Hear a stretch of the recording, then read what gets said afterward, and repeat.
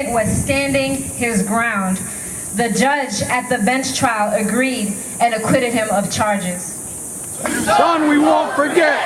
Tucson, we won't forget. Tucson, we won't forget. Brisiana Ileana and Raul Flores.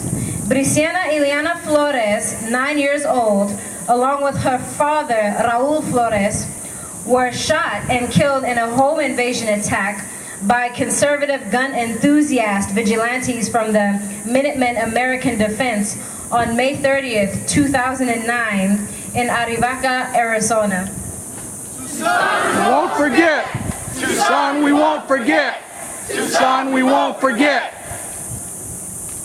Jose Antonio Elena Rodriguez. His cause of death was a fatal shooting on October 13th, 2012 in Nogales, Mexico. Jose Rodriguez was 16 years old. Border Patrol shot at a group of youth through the fence for allegedly throwing rocks. Elena was struck with several bullets. He had been standing in front of a doctor's office.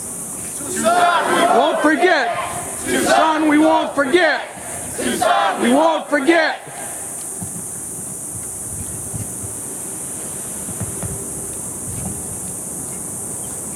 Last but not least, Trayvon Benjamin Martin, born on February 5th, 1995, shot to death on February 26, 2012.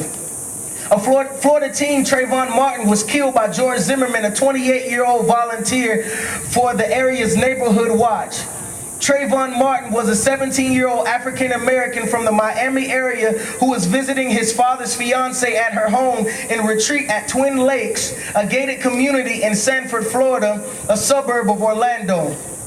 On Sunday evening around 7 p.m., George Zimmerman called the non-emergency police number to report Martin as someone who looks like he's up to no good. Martin, it was later established, was walking home unarmed from a convenience store, having purchased Skittles candy and a can of Arizona iced tea. Zimmerman, who was armed with a 9mm pistol, followed Martin briefly, and at some point an altercation ensued. By 7:30 p.m., Martin was dead, and police on the scene,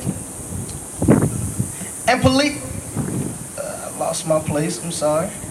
police on the scene detained Zimmerman, but released him without arrest after he claimed self-defense. 2 weeks later, the Sanford Police Department turned the case over to the Florida State Attorney's Office, who initiated an independent investigation. A recording of the Zimmerman call made to police on the night of the shooting was made public on March 16th. Conflicting witnesses report in the press fueled a media frenzy. Some accused Zimmerman of assuming Martin was a criminal simply because he was a young black man in a hooded sweatshirt or a hoodie. Others deemed Zimmerman justified in his actions. Zimmerman ducked publicity while the investigation continued. The United States Justice Department and the FBI also began investigations.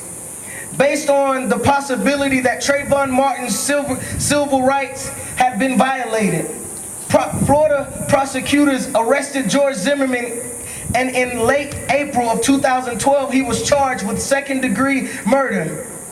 His trial began June 24, 2013, and on July 13, the jury of 6 women found Zimmerman not guilty of Trayvon Martin's death. An unarmed teenager is dead, and his killer has been set free. Tucson, we won't forget. Tucson, we won't forget. Tucson, we won't forget.